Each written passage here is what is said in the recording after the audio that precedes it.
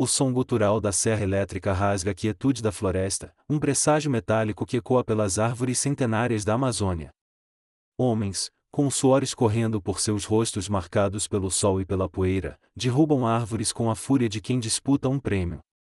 Eles trabalham sob o olhar atento de Pedro, um capataz de poucas palavras e muitos anos de experiência na linha de frente do desmatamento ilegal. Pedro, um homem na casa dos 40, com uma barba rala e olhos que já viram demais, supervisiona a operação com a eficiência cruel de um maestro. Nós vivemos em um mundo onde a floresta é vista como um obstáculo, um recurso a ser explorado. Mas e se o próprio coração da mata guardasse segredos mais antigos que a civilização? E se a floresta, que tanto nos esforçamos para silenciar, tivesse uma voz? Esta não é uma história de ativismo ou de conservação, mas sim um conto sobre as sombras que habitam a mente humana, sobre a ganância que corrói e sobre o que acontece quando a natureza decide revidar. Se você é daqueles que acredita que a ciência tem todas as respostas, talvez esta história não seja para você.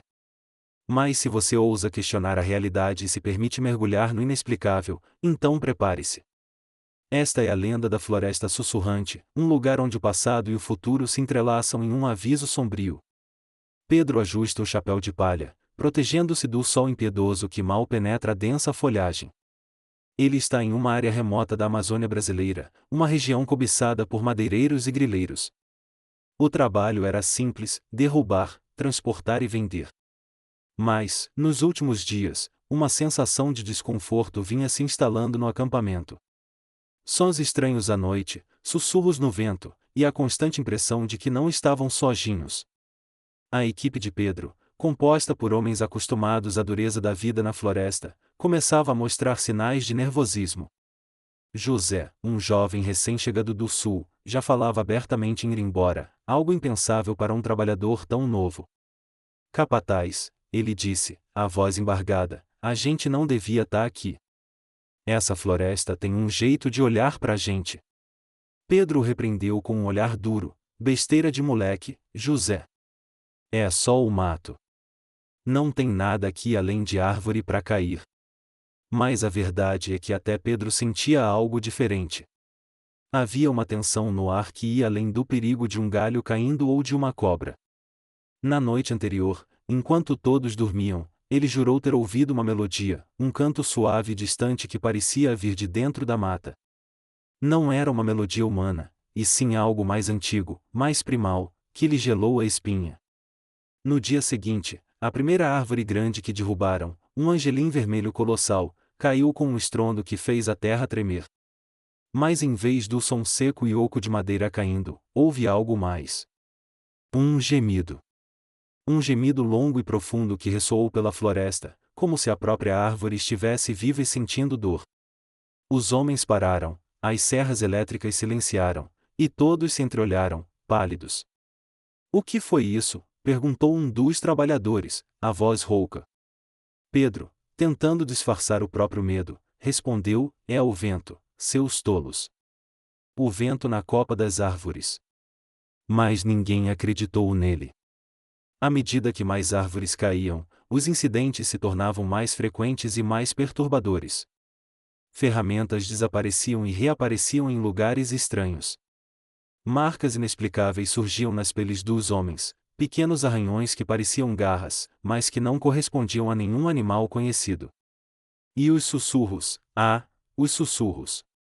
Eles se tornaram mais claros, mais insistentes. Nomes eram chamados. Fragmentos de conversas eram ouvidos, mas nunca havia ninguém por perto. Alguns homens começaram a falar em espíritos da floresta, lendas antigas que suas avós contavam. Pedro, um homem prático, tentou manter a ordem, ameaçando, gritando, mas o medo era um adversário mais poderoso do que ele. Uma tarde, enquanto cortavam uma área particularmente densa, José, o jovem amedrontado, soltou um grito agudo. Ele estava parado, os olhos arregalados, apontando para o chão. Olhem! Ele sussurrou, a voz quase inaudível. No solo recém-exposto, onde a floresta acabará de ser violada, havia algo. Não eram raízes ou pedras, mas sim desenhos. Padrões. Símbolos antigos gravados na terra, como se tivessem sido feitos por mãos humanas há muito tempo.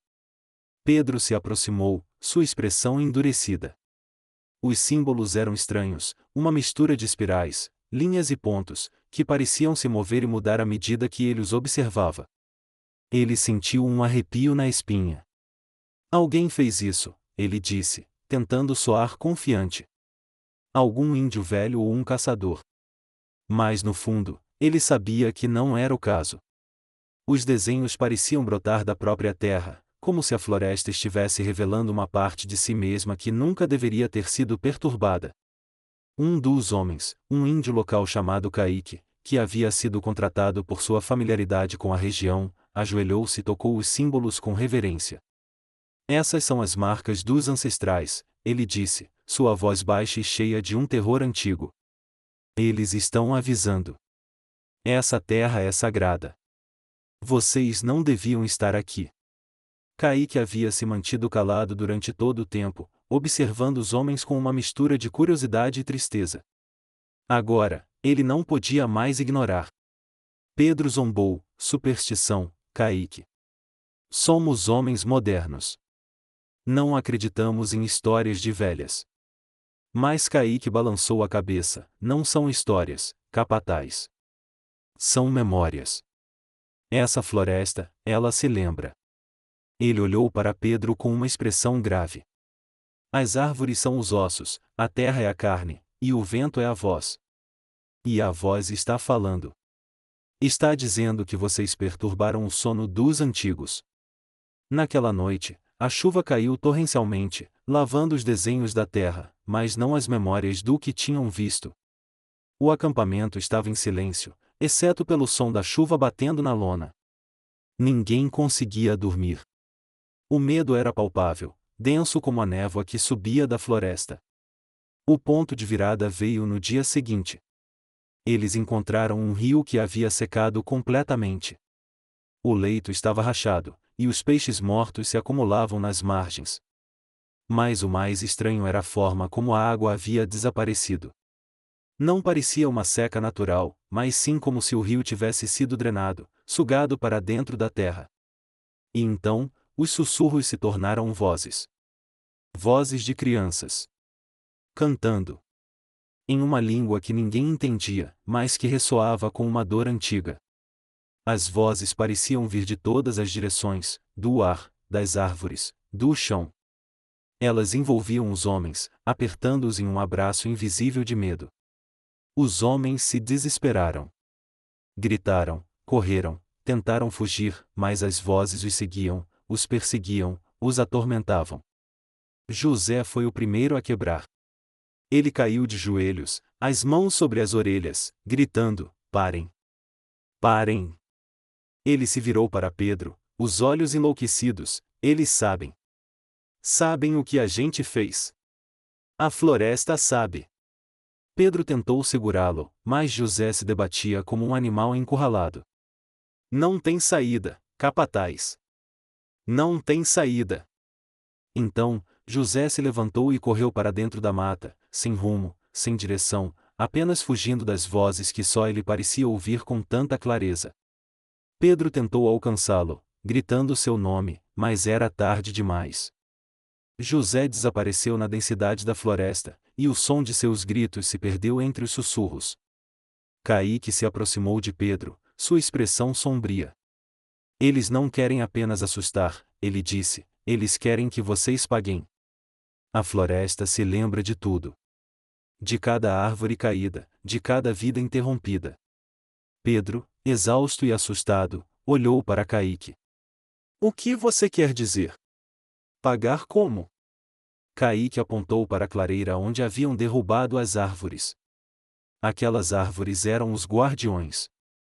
Elas guardavam as memórias de quem viveu e morreu aqui. Agora que vocês as derrubaram, as memórias estão livres. O que aconteceu em seguida foi uma loucura. Os outros trabalhadores, tomados pelo pavor, começaram a confessar seus pecados. Um homem chorou, admitindo ter roubado de sua própria família para pagar dívidas. Outro, com os olhos vidrados, disse ter abandonado sua esposa e filhos em outra cidade. As confissões eram sussurradas, entrecortadas por soluços e lamentos, como se as vozes da floresta estivessem extraindo a verdade de seus corações. Pedro assistia a tudo aquilo, paralisado. Ele, um homem que sempre se orgulhou de sua dureza, sentiu o medo tomar conta de cada fibra de seu ser. As vozes da floresta se tornaram uma cacofonia de segredos, de mentiras, de traições. Elas não apenas sabiam, elas revelavam. E então, os sussurros vieram para Pedro. Eles falavam de uma dívida antiga, de um trato feito com a ganância. Falavam de seu irmão, que havia sido enganado em um negócio de terras, perdendo tudo, e que Pedro, por medo e covardia, havia se recusado a ajudar. O irmão, desesperado, havia tirado a própria vida. Pedro nunca havia contado isso a ninguém. Era seu segredo mais sombrio, um fardo que ele carregava em silêncio há anos. Mas agora, a floresta o estava expondo. As vozes de crianças, agora, pareciam zombar dele, ecoando as últimas palavras de seu irmão. Pedro caiu de joelhos, as mãos sobre a cabeça, sentindo o peso de suas escolhas desmoronar sobre ele. Caíque observava a cena com uma tristeza serena. A floresta não esquece, ele disse, sua voz quase um lamento. Ela guarda a história, as alegrias e as dores. E quando vocês a machucam, ela devolve a dor. Não é uma punição, é um lembrete. Ele se ajoelhou e pegou um punhado de terra escura, cheirando-a. Cada árvore é um livro, cada folha uma página. E vocês queimaram a biblioteca. Pedro, levantando os olhos cheios de lágrimas, perguntou: o que a gente faz, Caíque? O que a gente faz? Caíque olhou para a floresta densa, para as sombras que pareciam se aprofundar a cada instante. Vocês param, ele disse. Param de machucar. E escutam. Escutam o que a floresta tem a dizer. Ele apontou para uma das árvores ainda em pé, uma jaqueira velha e retorcida que parecia ter visto séculos. As irmãs da floresta ainda estão aqui. Elas veem tudo. Pedro se arrastou até a árvore, as mãos tremendo. Ele tocou o tronco áspero, e sentiu uma vibração, um pulsar sutil que parecia vir de dentro da madeira. Ele fechou os olhos, e viu. Viu imagens borradas, fragmentos de vidas. Crianças brincando. Risadas. Cenas de caça e de colheita. Mas também viu a chegada dos homens, o som das machadadas, o cheiro de fumaça. E o desespero. O desespero dos que viam sua casa ser destruída. Quando abriu os olhos, ele não era mais o mesmo. A dureza havia desaparecido de seu rosto, substituída por uma profunda tristeza e um entendimento que ia além das palavras. Ele olhou para os outros homens, que ainda estavam no chão, alguns chorando, outros em estado de choque. Chega, ele disse, sua voz rouca, mas firme. Acabou. Não derrubamos mais nenhuma árvore. Os homens o olharam com uma mistura de alívio e confusão. Caíque, com um sorriso triste, assentiu. A floresta, por enquanto, havia sido ouvida. Mas o que aconteceria com aqueles homens, com as memórias que a floresta lhes havia forçado a confrontar? E o que aconteceria com José, perdido na imensidão verde? O sol começou a se pôr, tingindo o céu de tons de laranja e roxo. A floresta, que antes era um lugar de medo, agora parecia observá-los.